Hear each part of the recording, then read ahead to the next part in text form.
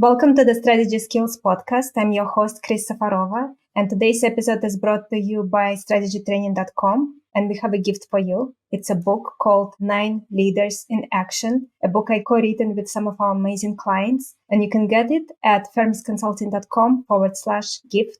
And today we have with us Brian Solis, who is a futurist, digital anthropologist, and international keynote speaker. And he is someone who is very passionate about predicting what is going to happen and making sure that we make the most of the time now to create the most value. And Forbes actually has called him one of the more creative and brilliant business minds of our time. Brian, welcome.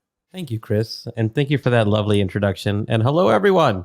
Let's start with your career. So you spent some time at Salesforce. You're doing very exciting work now with executives all over the world. Can you give us a little bit of an overview of your journey up to here? Absolutely. I've been a long time digital analyst. I was principal analyst and partner in a firm called Altimeter Group. And my partners, including Charlene Lee, Jeremiah Awyang, Susan Ettlinger, Alan Weber, we were probably at the time the premier analyst firm studying emerging and disruptive technologies. And we also disrupted the industry a bit by publishing our research for free so that everybody had access to it. And that way we were able to gain a lot of visibility at scale all around the world. And those were some of the best years of my life. I've written 8 books. Now I have number 9, which is Mindshift. That is a brand new book that we could talk about as well. But after publishing 60 research reports, 8 books, we sold our firm to a group called Profit and became part of the Profit team, headquartered in San Francisco, but offices all over the world. I decided to slow down a bit and spend more time with my daughters. I joined Salesforce as in a global innovation role, and then I joined ServiceNow as the head of global innovation, where I've been there for about a year and a half now, and I'm working with customers all around the world to help them accelerate their AI first business transformation initiatives. It's a lot of fun, and publishing a book again after all these years is really inspired by all of the customers I work with on a daily basis who are trying to figure out what to do moving forward. What do you feel leaders need to understand to prepare themselves to be able to think and see the opportunities to be AI first company? This is a great question. And there is no one singular answer. But for me, and not to be promotional, the inspiration behind the book Mindshift was because I feel like every leader today needs a mind shift. And that came about by constantly using the words mindset shift and decided to just make it one word, mind shift. And the reason how this all came about is if you think about AI coming to market as the fastest growing technology ever in November of 2022, but that's coming off of 2 years of a pandemic where the world was kind of shut down. Digital transformation was accelerating all around the world because businesses were suddenly overnight caught by not having their digital transformation implementations have happened already. So you have employees now working from home, you have customers now shopping and engaging from home. And so a lot of infrastructure had to be built. But because it was done so fast, digital transformation really became less about transformation and more about digitizing yesterday's processes. So that mindset has followed decision makers to now this AI era, where they're looking at taking yesterday's processes and not just digitizing them, but automating them to help with cost takeout, to help with cost controls, to help with productivity and optimization. And look, those are all good things, but the mind shift that needs to happen now, one, to become AI first, is to ask, how is AI challenging fundamental assumptions that I have about my business? If automating yesterday is what everybody's doing, how can artificial intelligence help me unlock net new value? How can it help me do the work that I wasn't doing yesterday tomorrow in order to achieve exponential outcomes? So the mind shift is really, how do we look at the present and the future differently than making the past better tomorrow? This makes a lot of sense. So for someone listening now and thinking, Brian, you have no idea what my life is like. I have no time to even see my children. I have so much on my plate. I understand that it's important, but I have so little time. I don't even know how to educate myself in the most effective way. What would be your advice? First, I'd have to say I totally get it. None of us have enough time. I don't have enough time. I'm trying to figure out things that I've never had to think about before. AI has been to me, and let's just say generative AI, because AI itself has been around for a while, but generative AI has been so swift and so sweeping in its impact that we were quick to try to respond to it. And I don't know that we were slow in how to consider what the best response should be. So now, my advice to people is to take a step back before you move forward. And that step back is to really assess, what are you trying to do and what's possible. Don't not spend time with your kids, but it really is a moment where you have to prioritize where your time is focused. So it's natural for everybody want to spend their time to do what we've always done, which is, how can we make the biggest impact? How can we be more successful in what we're doing today? How can I help achieve or surpass my goals and expectations? And that keeps us really busy. The routine of that keeps us incredibly busy. We're essentially trying to perform against yesterday's standards and keep up with yesterday's processes in order to keep up. So, whether that's achieving your goals, whether that's responding to emails, whether that's sitting in meetings, if you think about, most of that activity is to reinforce the stuff you did yesterday. So the question is, I can't do it all moving forward. So what do I need to prioritize? The other question is, what can I leave behind, and what do I swap that activity out with to achieve even greater outcomes? So, for example, Vinod Khosla, the prolific and world famous venture capitalist out of Silicon Valley, tweeted or posted on X in the last month something that really struck me. He said that businesses don't understand what's about to hit them. And he said only a couple hundred people in the world really understand what's going on. And what he said was that today's leaders, don't understand how the rules of engagement are changing and are about to change forever. So I thought, what does he mean by rules of engagement? What does he mean by companies don't understand what's about to hit them? What does he mean by only a couple hundred people in the world understand what's going on? Because he didn't allude to much more than that. But whatever it was enough to make him share that with the world. So I thought, well, here is an opportunity to be a leader, to take the opportunity to mind shift and to try to answer those questions. How are the rules of engagement changing? And this is what a futurist does in many regards, depending on which field you practice. But one that I enjoy is scenario planning. Like, what does he mean by that? If I believe this future to be true and this is a potential scenario, what do I do about it? What does it look like? How does it impact me? And then how do I best prepare between now and then for that to happen? And you develop multiple scenarios, likely scenarios, using the best data and resources you have. But going through that exercise, even if I'm not right in my scenarios and the possibilities around that, I then have better insight or a better idea. Sorry about the dog barking, by the way. A better idea of what is likely to happen, and I now am doing the things that help me be successful toward it, and that already sets me apart from everyone else. And that, I think, is an answer to the question: is we have to challenge ourselves to how we are spending our time. What are we prioritizing? What are we valuing? And then what is the opportunity cost of not doing these other things in terms of getting us ready for the future today?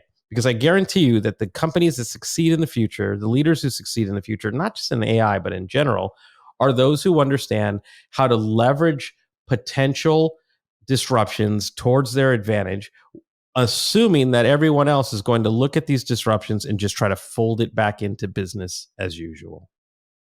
And one of the things that could help here is something you mentioned in your book, a Chinese philosopher who said a wise person is one who doesn't lose the child's heart and mind.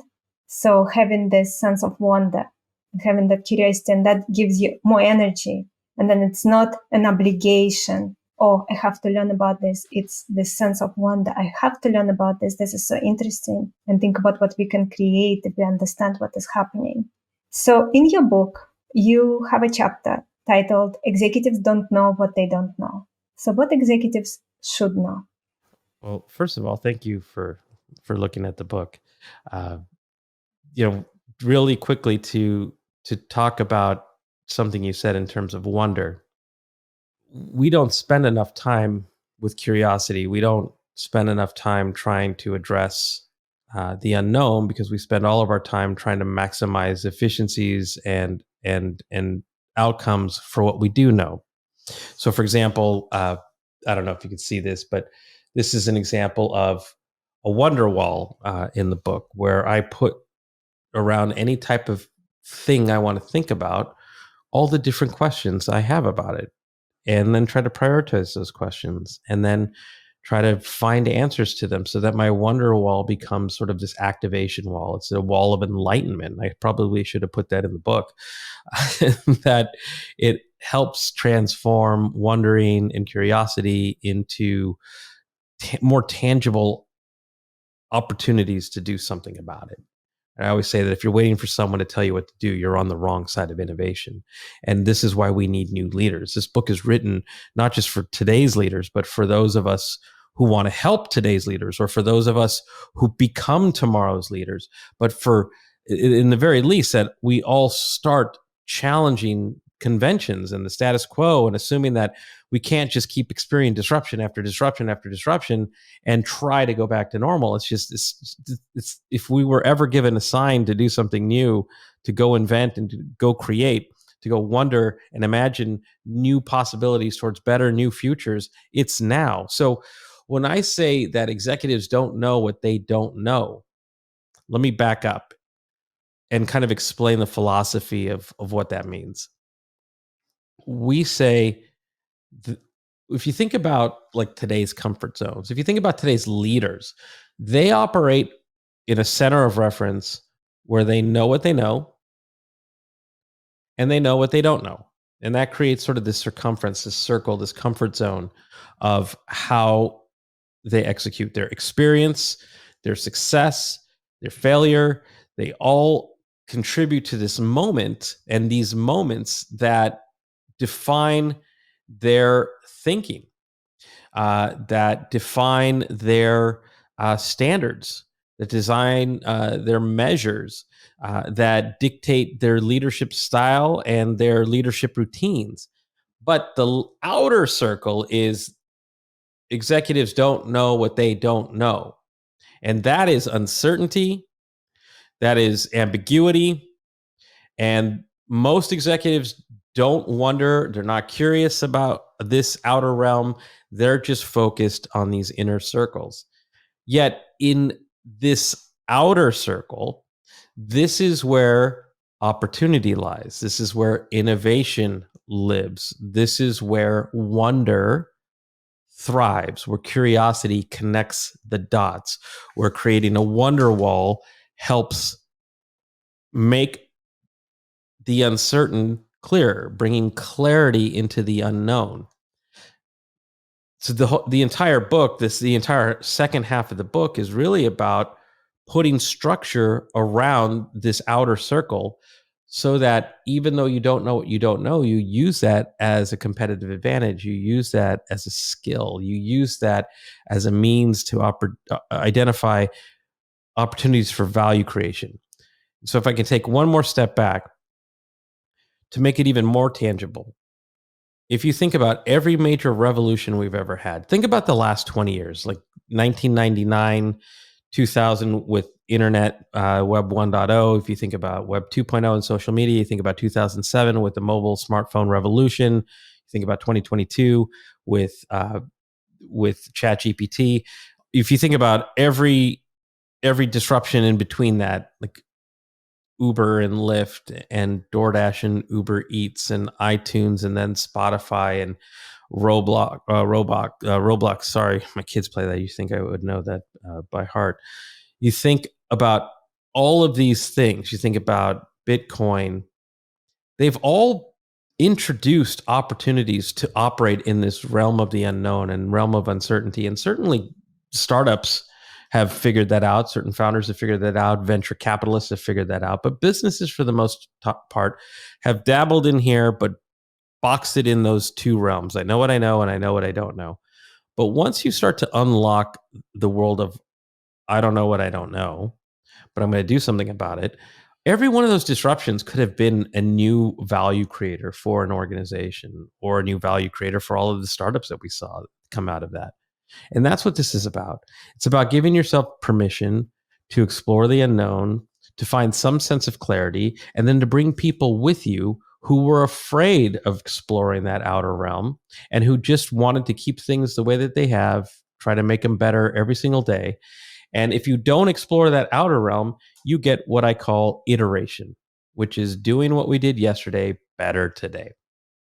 Doing what we did yesterday better, more efficiently, at scale, less costly tomorrow. All good. You need to do that. But when something like ChatGPT or generative AI comes along and every wave that follows it, you also have to say, okay, yes, I'm going to do those things, but how can I also create new value? What can I do differently? Because then iteration is doing what you did yesterday better today and tomorrow. Innovation becomes what you didn't do yesterday, what you didn't know to do yesterday or today, but you're going to do it tomorrow. And some of it might not work, some of it will work.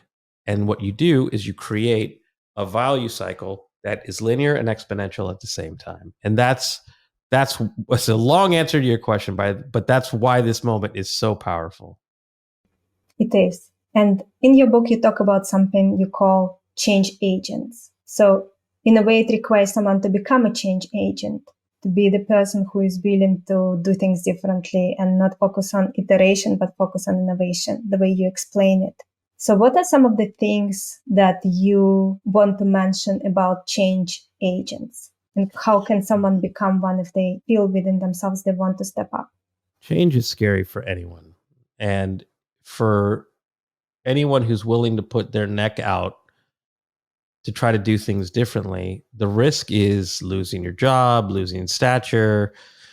There's a lot of reasons why people will not do something like that, but this is also part of the opportunity because no one wants to do that. So someone has to do that. And so change agents inspired me because I've always been one, for better or worse. And Steve Jobs has been a change agent too. Steve Jobs and Walt Disney are two of my biggest, wish I could have had them as mentors people, but tried to learn everything I could from them. I wrote a report before I published this book called The Digital Change Agents Manifesto, and it had studied, can't remember the exact number, but 30 people who were impactful in pushing for change at companies like Coca-Cola and just some of the biggest, the NFL, I remember as well, being some of the biggest companies in the world where they were able to make change happen. And they told their stories. And this was something that I had as part of other research I had been doing, like the state of digital transformation, the 6 stages of digital transformation, research I had done in corporate innovation. And I sat on all this research and realized, wow, every one of these stories was really powerful. And there were patterns in what they were doing to be successful. And so I published that as research. It's freely available, the Digital Change Agents Manifesto. And then as I was writing this book, I realized that I should revisit those patterns, those disciplines, and how they were successful so that we could talk about the fact that being a change agent doesn't always have to be scary. And I also talk about how we have to think about things like narrative and storytelling and inclusivity, so that people don't feel like you're coming in to try to rock their world or change what they do or not appreciate what they do today, but to help people feel like there could be a better tomorrow and that they could be part of it. And so there's chapters dedicated to how to do that. And I honestly wish that we saw more of that type of inclusivity in bringing about meaningful change that's not just good for you or just for me, but for everyone. And people feel like they want to be part of it. And I believe like that's why we need new leaders, because we keep reinforcing yesterday's standards and we have all kinds of new opportunities to create standards that are better for all of us. And of course, we all have this voice in our head. No, Brian, I don't think I am a change agent. I think that I probably don't have enough experience. I'm too young. I'm too old. I'm too busy. I don't have the right education. I didn't go to the right school. That naysay within us. And you mentioned Stephen Pressfield in your book. I also read that work. And so he calls it resistance. So how do we confront that voice and quiet it? I mean, I don't know that you ever permanently quiet it. I have my own challenges myself. The book before this was called Life Scale: How to Live a More Creative, Productive, and Happy Life. I had to take several years out of my work to regain my composure, to regain my creativity, to regain my ability to imagine like I used to. And we all have to struggle with that. But look, I can tell you, and I know you know this better than anyone, we can find every reason why we can't do something. It could be because of us. It could be because of fear. It could be because we know people don't have resources or money or desire to go in that certain direction, or that people don't want to do that, or people are just happy or content where they are. And if we let any of those things win all the time, we would never progress as individuals or as a society. And you don't have to move forward in the absence of fear. The key is, how do you move forward while still having fear? How do you move forward? How do you be courageous while still being fearful? And that's the art. And I actually walk people through that in these chapters. Some of it is based on my experience, like how I've done it. I've helped launch over 1,000 startups in my career. Still have to work for a living, but every single one of those were creating companies in an era where the market for them didn't exist yet, right? So you're always operating in the unknown. You're always operating in the state of fear, like, what if I fail? What if this doesn't work? My reputation is tied to this. But it is because of those experiences. It's because of shadowing and spending time with venture capitalists and helping to facilitate deals between startups and venture capitalists. Like, how do they measure success in an era of unknown? Like, how are they going to get 1,000x on a market that doesn't exist yet? Why are they so confident about it? Because they have formulas. They make the intangible tangible. And so I learn from people who do these things and practice them and work with them, and also help people feel heard and understood, because you can't change anything if people don't want to come along with it. You touched on it a little bit, the fear of failure. But some people, they struggle with it a lot more than others. And they may not even have the naysay as much. They may think that they have the experience and they can do it. But that fear of failure, because of the childhood they had or something like that, often stops them to do what they know inside they are the right person to do. Any advice for someone like that listening to us right now? The secret that I've learned in my work is, it comes back to that saying, if you're waiting for someone to tell you what to do, you're on the wrong side of innovation. Because people have a position of leader or of power or of stature, doesn't mean you can't have those things either. It just has to be proven or shown that you have purpose and you have good intentions, and that in the end, really, you're not trying to gain power as much as you're trying to gain trust, because you believe in something so much that there can be no other way forward. And if you were to not pursue your idea or this opportunity or this partnership or whatever it is, or this investment, that you would never lose the regret. And yet we all give in. We all sacrifice. We all give up. We all acquiesce almost every day. And that just becomes its comfort zone for us. And we start to just build up within ourselves. Maybe regret is part of it, but also I wonder what if. And let me tell you, I've worked with some of the biggest startups in the world where I just didn't see it all the way through. I wouldn't be here if I had seen it all the way through. I'd probably be on some island I own. And so I do carry all of that myself. And at some point, there's enough. There's enough is enough. I try to help people not make the same mistakes that I did. And I've tried to learn ways to help people feel like they're not as much taking risks as they are making investments in new possibilities, because it's just a matter of framing a lot of times. And of course, we cannot lead others if we are not good at leading ourselves. And some of the things to consider there, in addition to what we already spoke about, such as fear of failure and the naysay in your head, is that feeling of worthiness, that you're worthy and that you have the potential to be the right person, building yourself up instead of breaking yourself down. Any advice on how to do this? Sometimes the most dangerous voice in your life is the voice in your head. And we tend to beat ourselves up quite a bit. And if we beat ourselves up enough, we could start to believe it. And that's just nowhere to be, nowhere to live, and definitely not a path towards growth.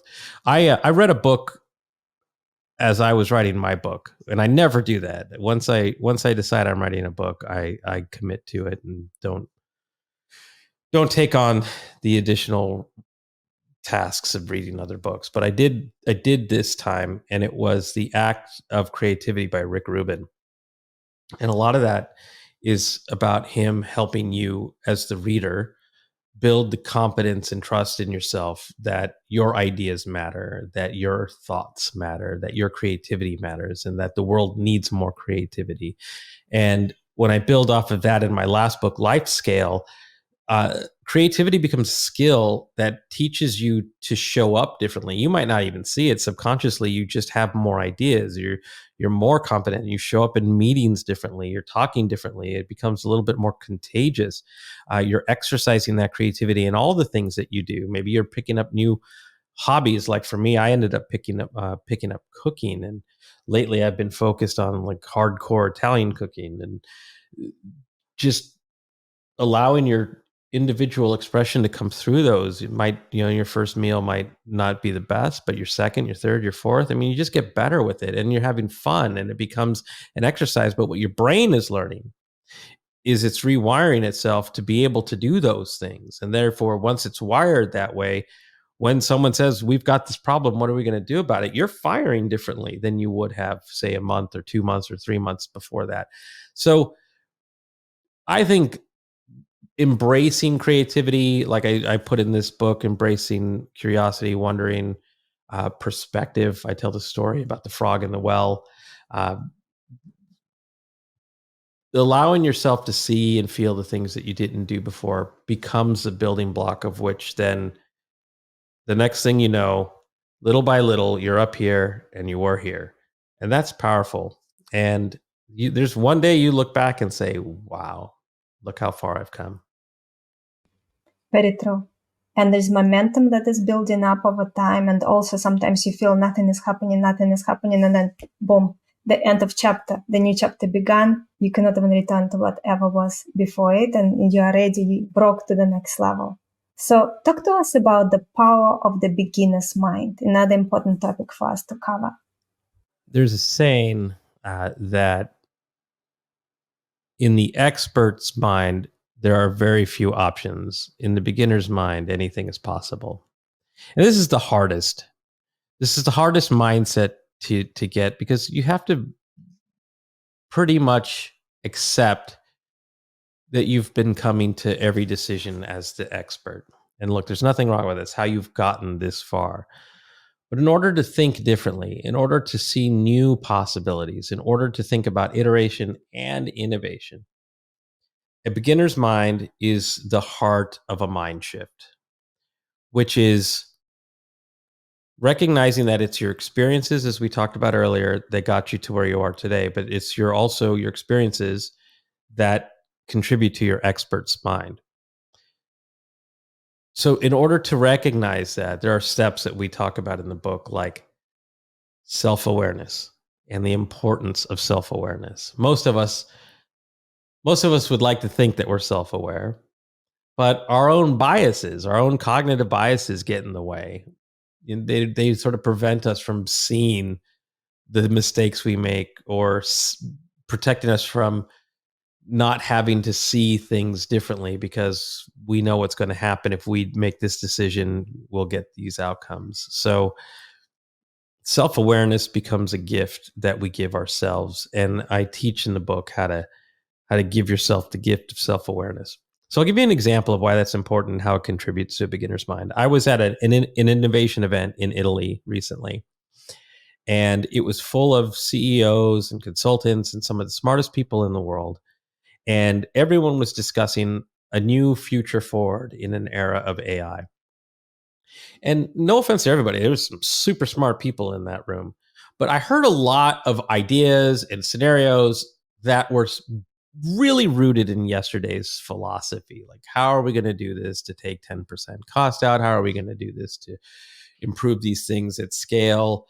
How are we going to do this to consider upskilling, or unfortunately layoffs? Just every aspect of that conversation was discussed.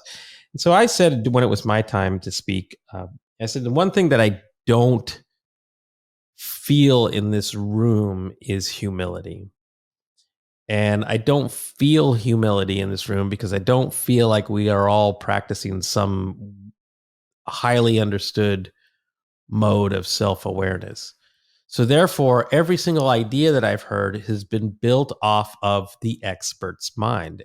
Everyone in that room was an expert, and every idea was based on that power of each individual expert. But I heard nothing from a beginner's mind. What if? Why can't we? All led by different questions, because someone's mind was so clear that it was more childlike in terms of wonderment and imagination than it was of being that 30-year veteran in that particular industry. And I'm not saying that one is better than the other. I'm just saying you need both. And to practice that beginner's mind is a form of creativity, and creativity is a form of, well, it's actually not just a form, it's a pillar of innovation. In your book, you talk about Maslow called peak experiences. I would love for you to explain to our listeners what peak experiences are and why we need to pay attention to them and try to make sure we put ourselves in situations where we can have some. Well, peak experiences, I've actually had to flip to that. As you can see, I'm reading my own book.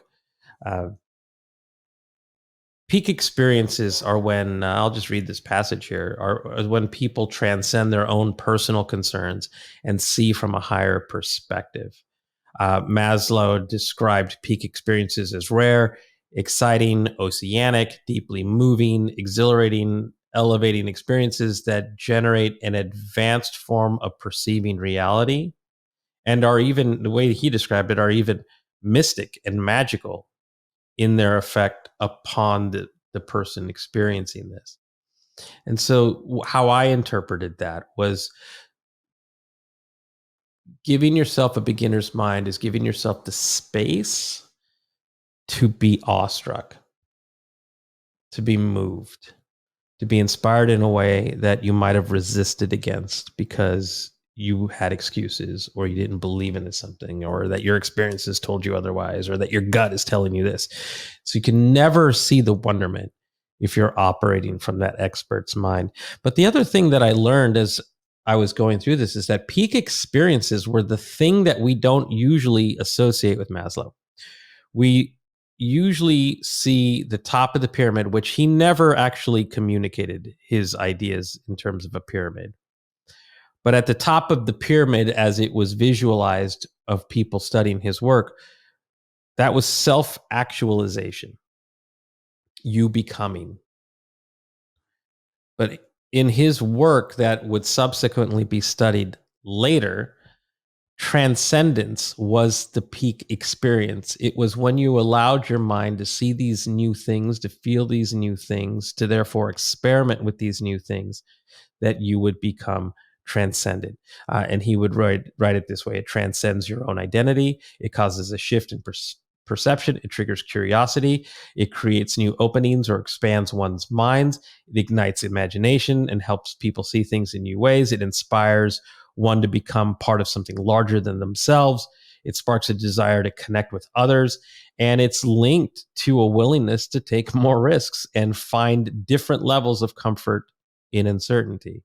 That's a foundation for transcendent. And to use his own words, transcendence refers to the very highest and most inclusive or holistic levels of human consciousness, behaving and relating as ends rather than means to oneself, to significant others, to human beings in general, to other species, to nature, and to the cosmos. So he just really thought that we were limiting ourselves by trying to not do these things. And we do, like you said earlier, find every reason why we can't do these things. And this is such an amazing example of something I observed where there is something that we all believe, almost every one of us believe that is how it is, but it's actually definitely not true. And somehow that lie just continues on and on. All of us are taught the Maslow's hierarchy of needs. And for me, self-actualization always felt, well, this is kind of outdated pyramid in my mind then, because obviously there are higher levels. When you basically transcend, you go to the next level, you expand your identity, you expand how you see the world, you expand what you can create for the world, the value you can create for the world. Why do you think we as humans, for example, even if we look just in this particular situation, why do you think we just completely omitted this other layer that he had?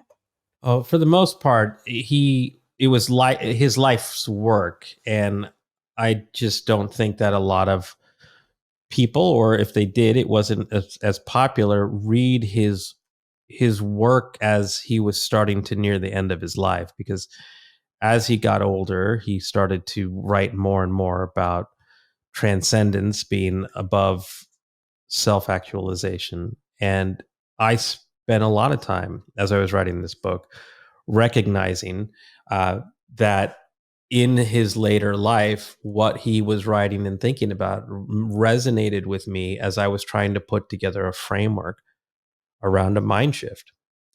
And I guess it's just an example of how we take things at face value. Certainly, that pyramid is everywhere, but no one really questioned what could be more. I just happened to do that, and it unlocked an entire new set of learnings. But I'll give you an idea. We're so ready sometimes to just deal with what we know or deal with the standard quo. When I was writing a book a few books ago, I was talking about this concept that I had used as a constant theme in my research called digital Darwinism.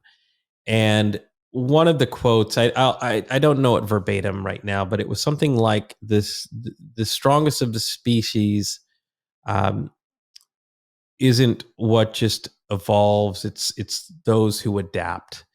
And that quote is shared everywhere, attributed to Charles Darwin, but it's actually not. It's actually a professor who taught the work of Darwin. I can't think of his name right now, but we just never question it. Therefore, we quote. There's a blog dedicated to quotes Einstein never said, and it's because we're not taking the time to challenge our own thinking, our own work. So we just lazily sort of attribute it to whatever we find. But then, if you think about one of my favorite examples is ketchup. I know this is going to sound strange, but if you think about how many decades, well, actually a century, we think about the bottle of ketchup that we use. We just learned to live with it. And like everybody had a way to get ketchup out of it, whether it was hitting the palm of your hand or shaking it or putting a knife in there. And then somebody comes up with this idea to have a squeezable bottle. And so you squeeze, you have gravity, you get the ketchup out. It's a lot easier. It's a lot better. It's recyclable. But even still, we took it for face value and we squeezed the ketchup out. But it's actually called a gravity container, which is a thing. And most of us don't know this, that you don't squeeze it from the front and back. You squeeze it from the sides because the sides lock. Once you squeeze it, it locks and the ketchup actually comes out automatically. So you just do one thing and it comes out automatically. So we're still not even using that ketchup bottle the right way. And so it's just a long way of saying that we are just content with a lot of superficial things or things that reinforce our own biases or things that reinforce our own thinking or experiences. And we tend not to challenge our own beliefs. And that's where we get into trouble. Well said. I want to ask you a question that I think will be very helpful for our listeners. And that is, you talk about how we need to focus on making sure that our companies are AI first. And not everyone have tech background and so on. What are reading sources that you would recommend to someone if they decided, you know what, after this episode, I'm going to take it seriously and I'm going to invest time in educating myself? But there's just so many things you can read and listen to. Are there specific sources you would recommend? To use it is to understand the opportunity. I write a newsletter called AI Insights, and my sole purpose for doing that isn't to get subscribers, although I appreciate everyone who does subscribe. I use that as a mechanism to force myself to understand every trend and every tool and what it means, and more so to think it through from the mindset of, say, the audience that you're describing. Where do people go for information? What do I need to know about this? And so my tagline for AI Insights is making sense of AI trends for executives who don't have the time to go and try to figure all this stuff out. And I learn a lot in that process, but I've also learned to follow certain people like Connor Grennan from NYU Stern or Ali K. Miller, who I think has 1.5 million followers on LinkedIn, like Jeremiah Aoyang, who is one of my former colleagues at Altimeter Group. There are no shortage of voices, but what you want to do is align with the voices who reflect your aspiration, who reflect your ambition, who reflect your desire to learn something for a particular reason, because there's too many voices if you're just trying to figure out generative AI or AI in business, and they all have different personas or stakeholders who they're trying to reach, or certain experiences that they reflect. I am going after people who either want to be that executive, like the CEO whisperer, maybe the chief digital officer, the chief innovation officer, the chief information officer. So I'm trying to help them connect with each other so that they're not operating in the silos that they used to better understand these opportunities and how they can work together to achieve new outcomes. But everyone else, find the people who reflect your voice and your ambition. But also understand that you can't make decisions about artificial intelligence thinking AI is the strategy. I see so many people making decisions about AI because they have to, not because they have an idea of where it's going to make an impact in their organization from an iteration standpoint and an innovation standpoint. All very important. So find your voice, accept where you are with where you are and where you are not, and where you would like to be. I always believe in this. I talked about it in my last book as well. Be, do, get. Figure out, at least initially, who are you trying to be? What are you trying to do? Where are you trying to go? You have to have some ambition, and we all do. Just take a moment. Again, when you take a step back, just figure that out. Because then, once you figure out who you want to be, then start to do the things to be that person. Right? Who do you need to listen to? What do you need to learn? What experience do you need? So as you figure out who you want to be, you start doing the things that help you be that person, you ultimately get what it is you set out to be. So be, do, get. That is a very good advice. Always go big picture. So just to build on that quickly, are there any books that you would recommend? Well, aside from Mindshift, yes. Actually, I have one out here. It's written by the team. I'm actually reading it right now, so you think I would know the name of it. We might have to put it in the show notes because it's outside my door. But that one I'm reading right now, and it's about enterprise-wide AI strategy. It's written by one of the global consultancies, and I don't want to get it wrong, which is why I'm hesitating on saying what it is. But it's a great book, and then also really any book related to thinking and creativity, like Rick Rubin's book, the Act of Creativity. While it's not a how do you build an AI business, the point is that if you go back to the conversation you had earlier around we don't know what we don't know, so therefore if you start reading books about what to do in an era of AI by people who haven't challenged what they don't know, you're going to get a lot of iteration strategies and not a lot of innovation strategies. But if you read a book about creativity or how to open your mind and practice looking at disruptions and trends and making sense of them so that you can make decisions about those trends and make them more familiar, what you're going to do is actually start to uncover opportunities for innovation with AI, and you're going to become the thought leader. You're going to become the subject matter expert on a topic that everyone's looking for answers on. And that's truthfully where I go. When I need to get smart on something and I read something about creativity, I practice creativity, and then I use whatever it is that I'm trying to figure out and I make sense of it.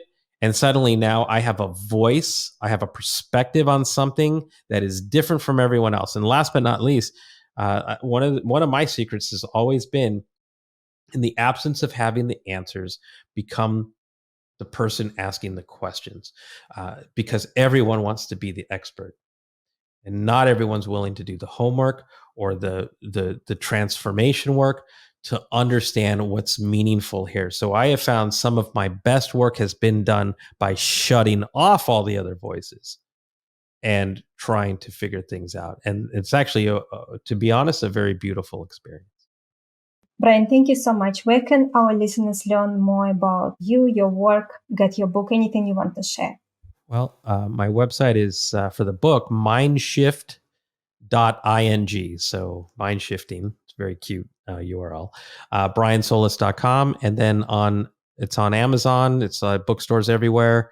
It's just out. It's fantastic. I actually like it because I'm reading it and it's like a first time all over again. And I'm at Brian Solis pretty much on every network. Brian, thank you so much for being part of this. I really appreciated your time and everything you shared.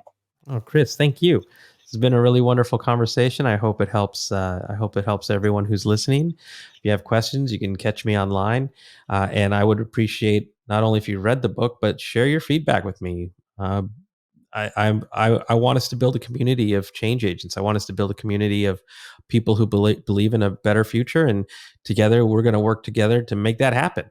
Yes, we need more leaders who want to move the world forward towards something better and kinder, and a world where there's less pain and more support from other humans. Our guest today again has been Brian Solis. Check out his book. It's called Mindshift. And today's episode is sponsored by strategytraining.com. You can get a gift that we prepared for you. It's a book that I co-written with some of our amazing clients, and it's called 9 Leaders in Action. It's all about how to be an effective leader. And you can download your copy at firmsconsulting.com/gift. Thank you everyone for tuning in, and I look forward to connect with you all next time.